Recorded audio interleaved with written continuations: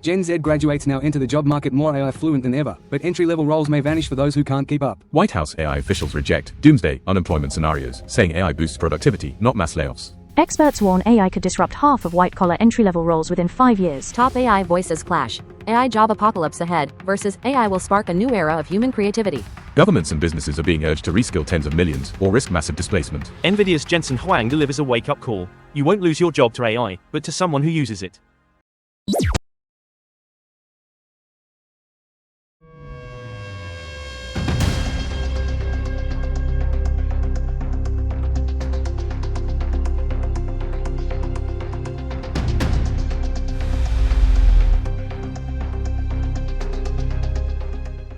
मित्रों, सभी को शुभ दिन। टेक एथिक्स सीरीज में हम तकनीक के नैतिक प्रभावों की पड़ताल करते हैं।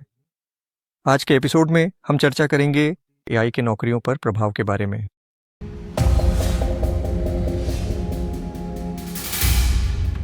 हम किसी बहुत बड़ी चीज के किनारे पे खड़े हैं, एक ऐसा बदलाव जैसा पहले कभी नहीं हुआ।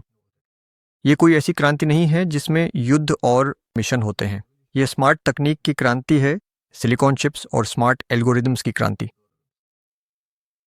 कृत्रिम बुद्धिमत्ता, जो कभी केवल विज्ञान कथा का सपना थी, अब बहुत हकीकत बन चुकी है। ये पहले ही हमारे काम करने के तरीके को बदल रही है, चाहे आप फैक्ट्री फ्लोर पर हों या कोने के ऑफिस में बैठे हों, और यह हमें सोचने पर मजबूर करती है, क्या हम उस दुनिया के लिए तैयार हैं जहां मशीनें इंसानों की तरह सोच और काम कर सकती हैं, या शायद उनसे भी बेहतर। ये सिर्फ तकनीक की कहानी नहीं है, ये एक यात्रा है जिसमें हम सभी शामिल हैं, और ये हमसे मांग करती है कि हम समझें कि क्या हो रहा है और अपने भविष्य को आकार देने में सक्रिय भूमिका निभाएं। भविष्य, इस बदलाव को सच में समझने के लिए आइए जल्दी से देखें कि ये सब कहाँ से शुरू हुआ। एआई का विचार एक साधारण लेकिन शक्तिशाली सवाल से शुरू हुआ। क्या हम ऐसी मशीनें बना सकते हैं जो इंसानों की तरह सोच सकें?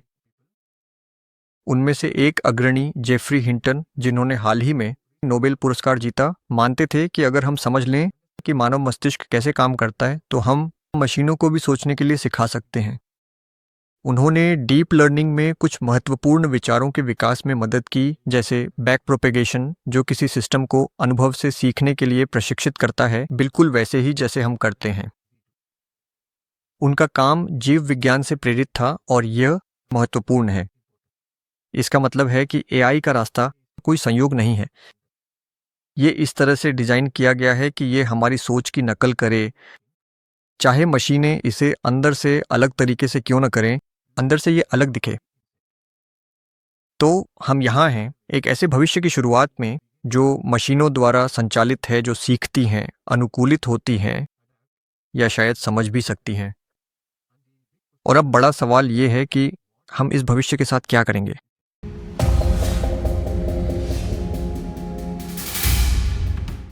आज की एआई के केंद्र में वे प्रणालियां हैं जिन्हें आर्टिफिशियल न्यूरल नेटवर्क कहा जाता है। इन्हें हमारी अपनी मस्तिष्क की तरह काम करने के लिए बनाया गया है। ये विशाल मात्रा में डेटा देखकर सीखते हैं और हमारी ही तरह परत दर परत समझ विकसित करते हैं। कभी कभी एआई अजीब गलतियां करती है, जैसे कि कुछ ऐसा कहना जो सच नहीं है। इन्हें अक्सर हेल्यूसिनेशन कहा जाता है। असल में ऐसा तो इंसान भी करते हैं। जब हमें किसी चीज़ के बारे में निश्चितता नहीं होती तो हमारा दिमाग खाली जगहों को भर देता है। ये झूठ बोलना नहीं है, ये बस पिछले ज्ञान के आधार पर अनुमान लगा रहा है। और जैसे जैसे एआई बेहतर होती जाएगी, उसके अनुमान और सच्चाई में फ़र्क करना और मुश्किल हो जाएगा। एआई पहले ही बहुत आगे बढ़ चुकी है। अब ये भाषा समझ सकती है, फैसले ले सकती है और यहाँ तक कि भावनाओं को भी पहचान सकती है। आज के कुछ एआई मॉडल कहानियाँ लिख सकते हैं, असली इंसान की तरह बातचीत कर सकते हैं, या यहाँ तक कि रचनात्मक विचार भी दे सकते हैं। हम एआई को हर जगह देखते हैं, अस्पतालों में, हमारी कारों में, ग्राहक सेवा में। यह दिखाने के लिए कि यह कितनी तेजी से बढ़ रहा है, 2023 में एफडीए ने 223 एआई संचालित चिकित्सा उपकरणों को मंजूरी दी थी। इसकी तुलना करें तो 2015 में केवल 6 ही थे। लेकिन आइए स्पष्ट रहें, एआई की अब भी सीमाएं हैं। ये वास्तव में दुनिया को वैसे नहीं समझता जैसे हम समझते हैं। इसमें सामान्य समझ की कमी है और यह सच में भावनाएं महसूस नहीं कर सकता। जब एआई कुछ नया बनाता है तो वह अक्सर बस वही चीज़ें दोहराता या मिलाता है जो उसने पहले देखी हैं। इसमें असली मौलिकता की चिंगारी नहीं होती। फिर भी शोधकर्ता इससे कहीं बड़ी चीज़ यानी आर्टिफिशियल जनरल इंटेलिजेंस या AGI की ओर तेज़ी से बढ़ रहे हैं। ये ऐसा AI होगा जो कई अलग अलग कार्यों में इंसान की तरह सोच सकेगा। हाल ही में एक सर्वेक्षण में AI विशेषज्ञों ने कहा कि 2047 तक मशीनों के हर कार्य में इंसानों से बेहतर प्रदर्शन करने की 50% संभावना है। और भी साहसिक रूप से AI 2027 नामक एक रिपोर्ट का सुझाव है कि हम इस मुकाम तक 2027 तक भी पहुंच सकते हैं। प्रगति की रफ्तार लगातार तेज होती जा रही है और वह भी बहुत तेज, और यही हमें एक बड़ी चुनौती के सामने लाता है। हम एक इंसान के तौर पर इस रफ्तार के साथ कैसे कदम मिला सकते हैं?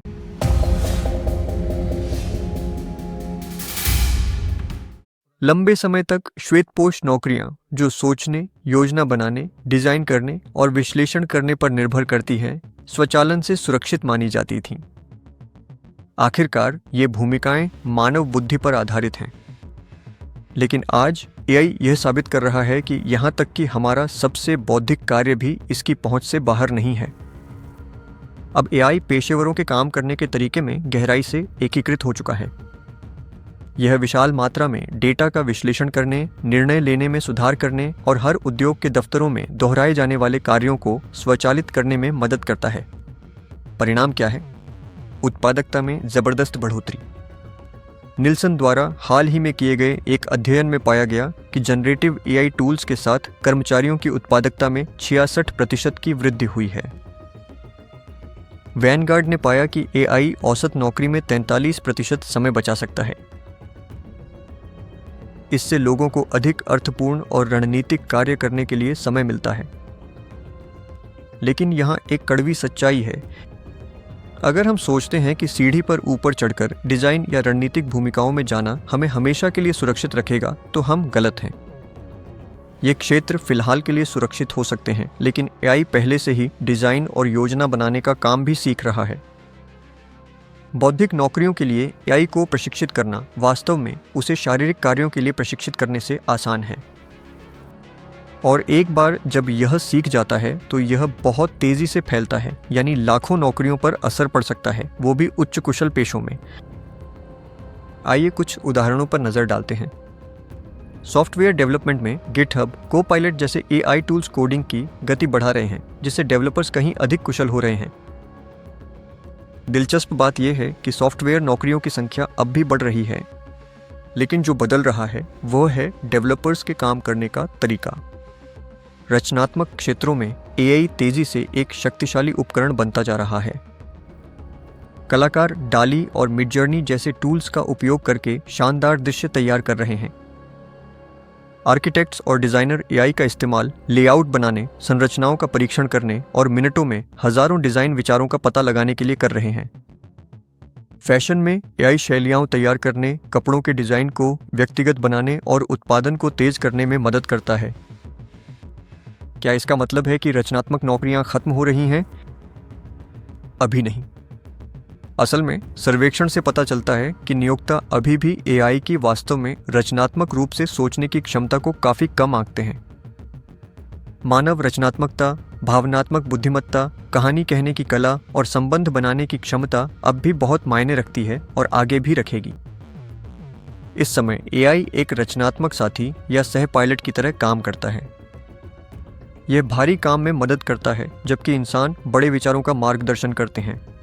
यह वह रूप बनाता है जिसे हम ऑगमेंटेशन से ऑटोमेशन स्पेक्ट्रम कह सकते हैं। AI की शुरुआत हमें अपना काम बेहतर करने में मदद करने से होती है। फिर समय के साथ यह रोजमर्रा के कामों का अधिक हिस्सा अपने जिम्मे ले लेता है। आखिरकार नौकरी के कुछ हिस्से या यहाँ तक कि पूरी भूमिकाएं भी पूरी तरह से स्वचालित हो सकती हैं। अधिक रणनीतिक भूमिकाओं में, जैसे कानून, चिकित्सा या व्यापार योजना में, AI पहले से ही बहुत बड़ा प्रभाव डाल रहा है। कानूनी पेशेवर AI का उपयोग बिलों की समीक्षा करने, दस्तावेज लिखने और अनुबंधों का विश्लेषण तेजी और अधिक सटीकता से करने के लिए करते हैं।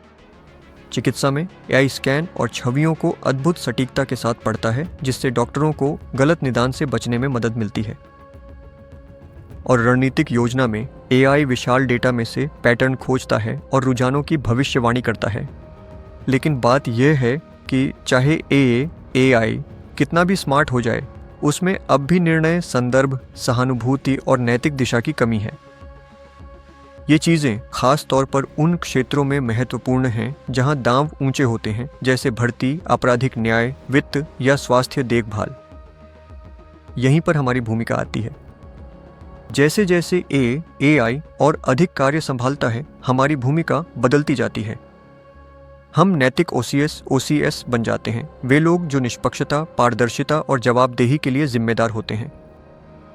हमें यह पूछने की ज़रूरत होगी, क्या यह निर्णय निष्पक्ष है? क्या इसमें पक्षपात है? अगर कुछ गलत हो जाता है तो जिम्मेदार कौन होगा? तो हाँ, AI श्वेतपोश नौकरियों को बदल रहा है, लेकिन हमारी मानवीय क्षमताएं, खासकर वे जो मशीनें नहीं सीख सकती, अब भी हमारी सबसे बड़ी ताकत हैं, कम से कम अभी के लिए। चूंकि प्रगति अभूतपूर्व गति से हो रही है, यह कहना असंभव है कि भविष्य में क्या होगा। हकीकत यह है कि कोई भी नौकरी, चाहे वह कितनी भी बौद्धिक क्यों न हो, हमेशा के लिए अप्रभावित नहीं रह सकती।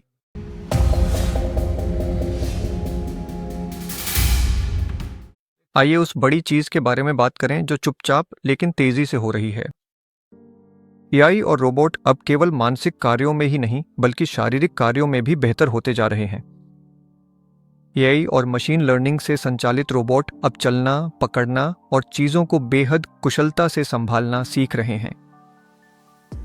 अब हम ऐसे मोबाइल रोबोट देख रहे हैं जो व्यस्त फैक्ट्रियों में काम कर सकते हैं, वस्तुएं इधर उधर ले जा सकते हैं, पुर्जे जोड़ सकते हैं और सामान पैक कर सकते हैं। ये सभी काम ये मशीनें बढ़ती स्वतंत्रता और सटीकता के साथ कर रही हैं।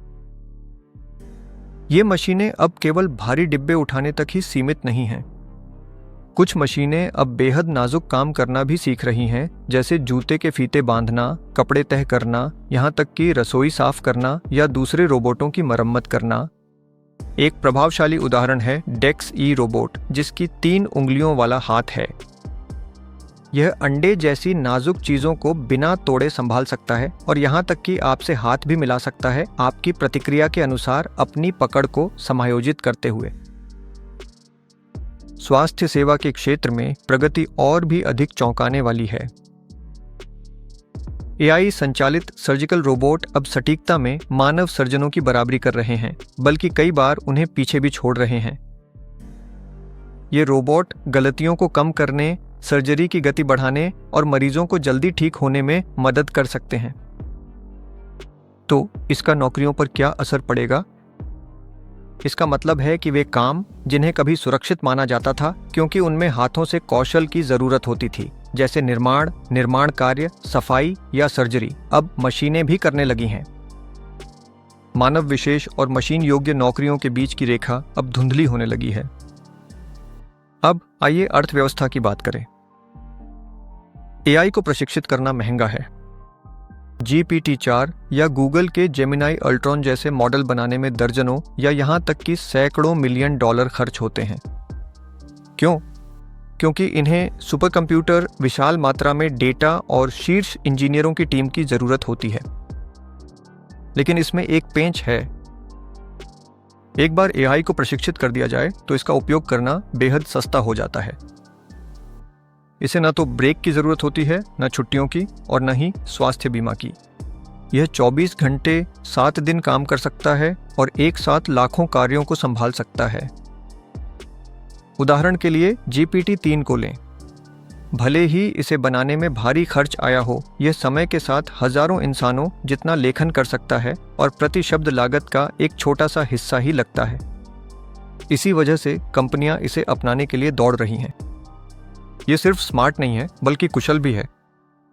इस आर्थिक बढ़त का मतलब है कि AI कई दोहराए जाने वाले, हाथ से किए जाने वाले कामों को अपने कब्जे में ले लेगा। यह अपफ्रंट सस्ता होने के कारण नहीं, बल्कि समय के साथ सस्ता होने के कारण है। यह कार्यबल के लिए खेल बदलने वाला है।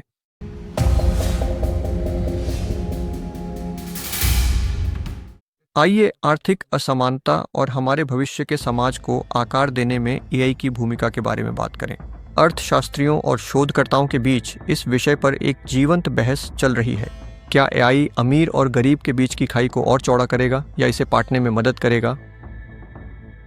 इतिहास में देखा गया है कि स्वचालन का सबसे बड़ा असर आमतौर पर कम वेतन वाले शारीरिक श्रम वाले कामों पर पड़ा है। इससे वेतन में अंतर बढ़ा और असमानता में इजाफा हुआ।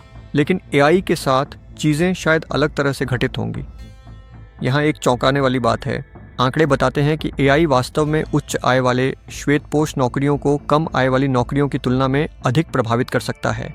उदाहरण के लिए यूके में शीर्ष 10% आय वर्ग के लगभग 60% कर्मचारी ऐसी नौकरियों में हैं जो एआई के लिए अत्यधिक संवेदनशील हैं।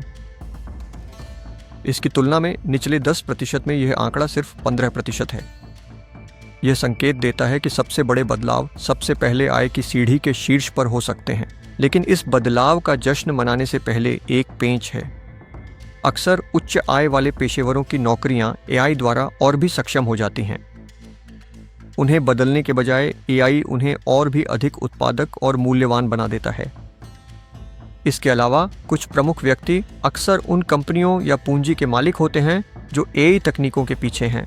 इसका मतलब है कि वे उत्पादकता में वृद्धि और एआई द्वारा उत्पन्न लाभ दोनों का फायदा उठाते हैं। तो जहां कुछ लोगों की नौकरियां जा सकती हैं, वहीं कई कंपनियों के मुनाफे में वास्तव में और भी बढ़ोतरी हो सकती है।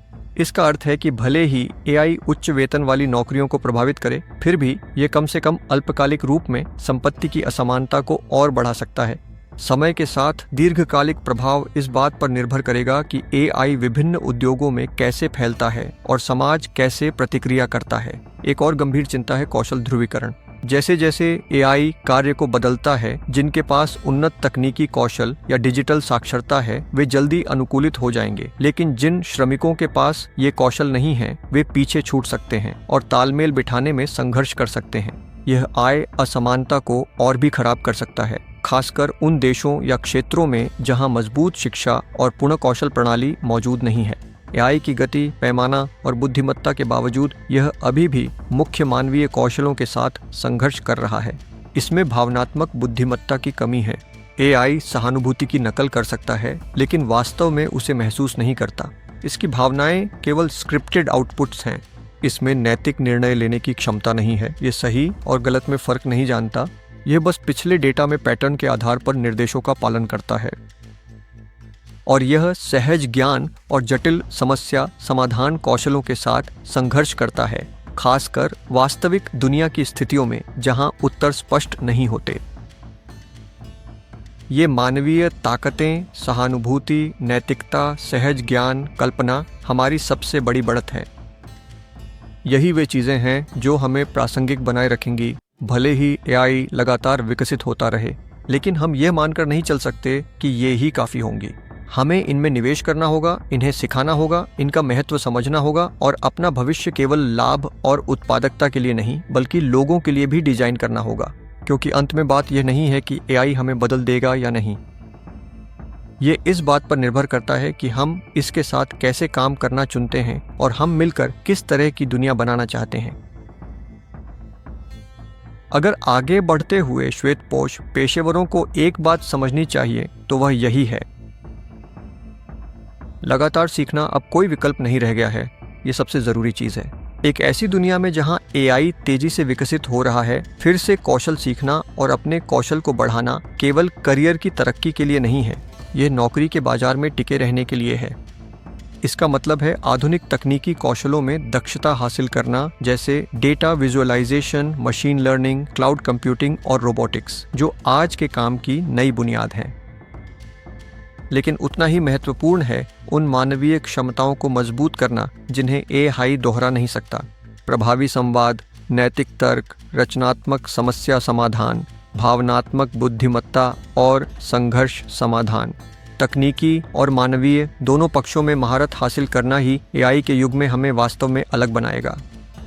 ये मानवीय क्षमताएं ही कल के नेताओं, विचारकों और रचनाकारों को परिभाषित करेंगी, क्योंकि काम का भविष्य एआई बनाम मानव नहीं है।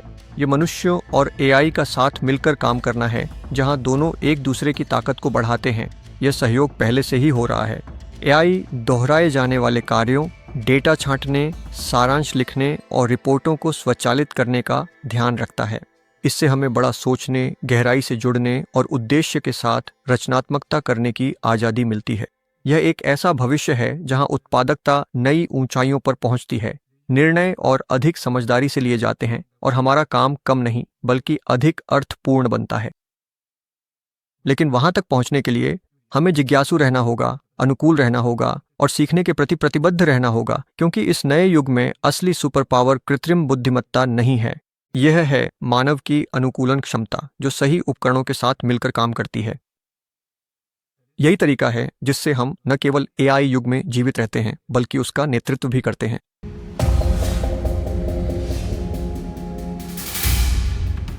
कंपनियों, शिक्षकों और सरकारों को लोगों को इस परिवर्तन के दौरान समर्थन देने के लिए मिलकर काम करना चाहिए। इसका मतलब है कि प्रशिक्षण, पुनः कौशल विकास और स्वचालन से प्रभावित लोगों के लिए सुरक्षा जाल बनाने में निवेश करना। एआई भले ही स्मार्ट हो, लेकिन इसे कैसे इस्तेमाल किया जाए यह अब भी हमारे ऊपर निर्भर करता है। यह पहली बार नहीं है जब हम तकनीकी बदलाव की लहर का सामना कर रहे हैं। छपाई मशीन, भाप इंजन, बिजली, इंटरनेट, हर बदलाव ने दुनिया और हमारे काम करने के तरीके को बदल दिया और हर बार इंसानों ने खुद को ढाल लिया। हम सिर्फ जीवित नहीं रहे बल्कि फलने फूलने के नए तरीके भी खोजे। एआई तो बस अगला अध्याय है और हर पिछले अध्याय की तरह यह भी जोखिम और अवसर दोनों लेकर आता है। मुख्य और सबसे महत्वपूर्ण बात है तैयार रहना, सिर्फ कौशल और विशेषज्ञता के साथ नहीं बल्कि एक स्पष्ट दूरदृष्टि, अदम्य लचीलापन और आगे बढ़ने का असीम साहस भी अत्यंत आवश्यक है। तो चलिए यह पूछना बंद करें, क्या एआई मेरी नौकरी ले लेगा? हकीकत यह है कि हम एआई क्रांति को रोक नहीं सकते। बड़ी कंपनियों के बीच दौड़ पहले ही तेजी से चल रही है और इसे मुनाफे की चाहत चला रही है, न कि इंसानी चिंता। इसका मतलब है कि बदलाव किसी के लिए भी धीमा नहीं होने वाला। जो हम कर सकते हैं वह है यह पूछना, मैं एआई के साथ मिलकर अपने काम को और बेहतर कैसे बना सकता हूँ? क्योंकि आखिरकार भविष्य का मतलब यह नहीं है कि एआई हमें बदल देगा, ये हमारे उसके साथ मिलकर विकसित होने और एक बेहतर भविष्य बनाने के बारे में है।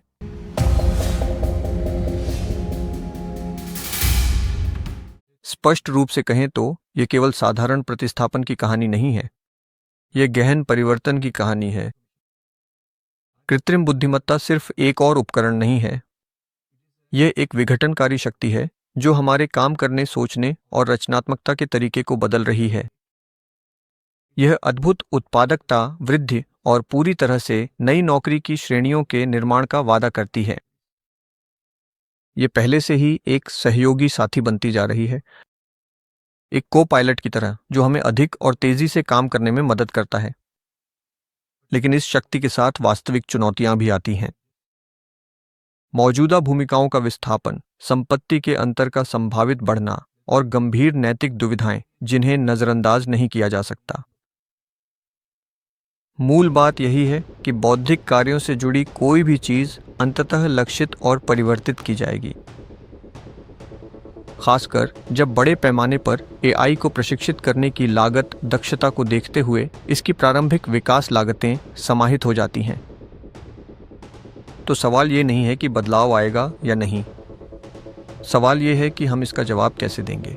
आइए अनुकूलन करें, आइए नेतृत्व करें, आइए यह सुनिश्चित करें कि कार्य का भविष्य केवल एआई द्वारा संचालित न हो बल्कि मानवीय मूल्यों द्वारा निर्देशित हो। धन्यवाद।